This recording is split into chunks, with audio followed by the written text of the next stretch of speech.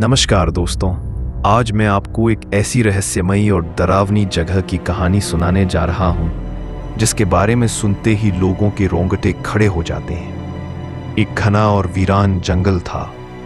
उस जंगल के बीचों बीच एक पुराना और सुनसान तालाब था।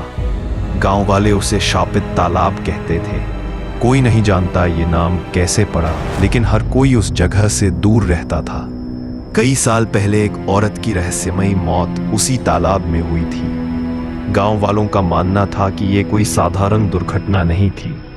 वो औरत काले जादू से जुड़ी हुई थी और तांत्रिक क्रिया के चलते उसकी आत्मा तालाब में बंद हो गई थी। शहर से एक यूट्यूबर रवि इस कहानी से बहुत प्रभावित हुआ। उसे भूतिया जगहों पर जाकर वीडियो बनाने का शौक था। उसने ठान लिया कि वह रात में उस तालाब के पास जाकर सब कुछ रिकॉर्ड करेगा।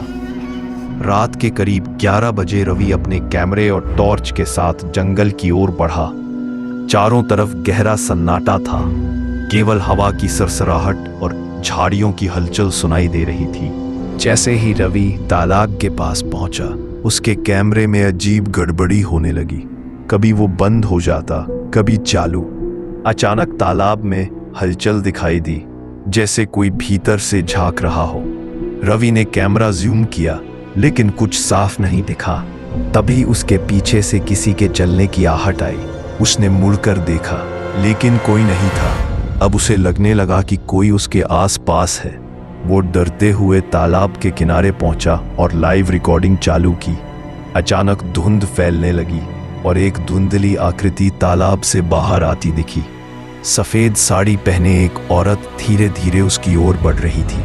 उसका चेहरा झुका हुआ था और उसके पैर जमीन को छू नहीं रहे थे। वो हवा में तैरती हुई रवि की तरफ बढ़ रही थी। रवि के शरीर ने जैसे काम करना बंद कर दिया।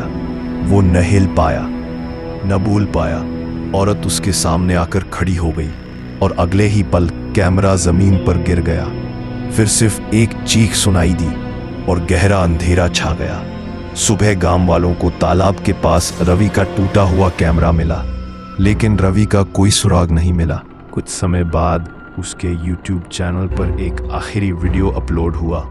उसमें सिर्फ अंधेरा, तालाब की हलचल और एक धीमी आवाज, मुझे मुक्त करो, वरना जो भी आएगा वही मेरी जगह लेगा।